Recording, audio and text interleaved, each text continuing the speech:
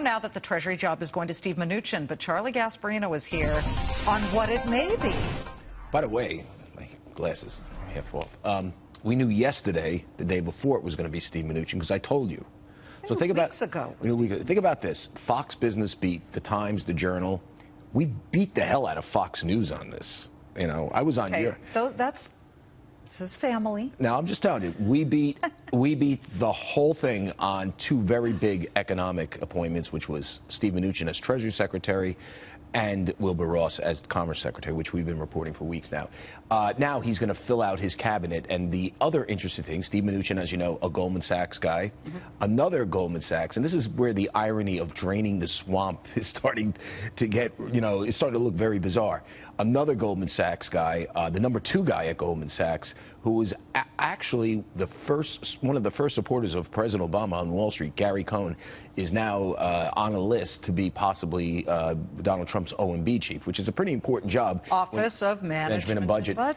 When you have to balance the books, and you're going to be working very closely with the Treasury Secretary, Mnuchin, who, remember, Mnuchin ran the mortgage department, so he worked with pretty tightly, I believe, with Gary Cohn over the years, and from what I understand, they're friends. So this is kind of interesting. Two Goldman Sachs guys potentially. Mnuchin's in. It's unclear if Gary's going to be in or not. We do know this about Gary Cohn. Decent guy, I know. But very smart. Why would he leave that job? Well, he's been bristling for years as the #2 to Lloyd Blankfein. He wants to run the place. And Blankfein, even though he's recovering from cancer right now, doesn't look like he's going to step down anytime soon. Now, my guess is, there'll be a conversation about whether he will step down soon. If Gary Cohn gets the nod here, and then we'll find out whether there's, whether Gary Cohn becomes the CEO in 3 years or he leaves because Lloyd's going to be there for a while. But that's kind of what's going on now. Now, is Gary Cohn a lock for Trump? You kind of think he's got a great shot, and here's why.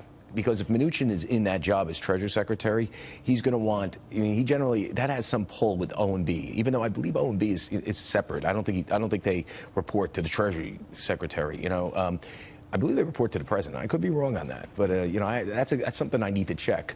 Someone should check that. Who the head of the OMB reports to. But just having Mnuchin there in a key economic position, and something else is very interesting. Scaramucci's involved in all this, right? Anthony Scaramucci? Anthony. He's another Goldman Sachs guy. No, Anthony, this is how... Do I hear an echo? Think about... Paulson. But think about this at Trump. He basically said he wanted to drain the swamp, and Goldman Sachs has always been considered the firm that represented... he ripped Hillary Clinton for giving speeches to Goldman Sachs. Right. But think about it. Steve Bannon, who used to work for Goldman Sachs... is another Goldman guy. His advisor. Anthony Scaramucci, who used to work for Goldman Sachs, the hedge fund. He runs his own hedge fund company. He's on the transition team and very close. He's ushering General Petraeus in and out. Gary Cohn, who works at Goldman, is the #2 guy at Goldman Sachs, is interviewing for a job. And Mnuchin, who made partner at Goldman Sachs 17 years there, is the Treasury Secretary. This is the comeback of Goldman Sachs to the Republican Party. But guess what? If Gary Cohn were to take that, he would report to President Donald Trump. Oh, so he would. So yes. There you go. And let me just tell you something all about Gary Cohn, because we've known each other for a while. There is a fascinating chapter in Malcolm Gladwell's book, How Davids Beat Goliaths, and the entire chapter is about Gary Cohn. Yeah. Fascinating. Interesting guy. I mean, a guy came from like kind of a middle-class family. Cleveland rocks. He kind of worked his way through Goldman. He made a lot of money. He's a very imposing guy if you see him. Although he's a very nice man. I mean, he's not a. He looks nasty there, but he's really not a nasty guy. He's friendly. He's great. But listen, he here's the worked his fingers to the bone. But do we want so many Goldman guys sniffing around here? Well, that's just moot. That's a moot. I'm just wondering. It's redundant to say moot point. Between Mooch in there and Cohen in there and Mnuchin and Bannon. Bannon I don't consider really a Goldman guy because he left and really made his bones. Well, Mnuchin left. Listen. No, but those other guys. I mean, should one firm be like so in there? And Mooch works there, so Mooch is actually pushing for Mnuchin. Mnuchin, Gary Cohn, all these guys. I mean, it's like, do we want that type of mindset?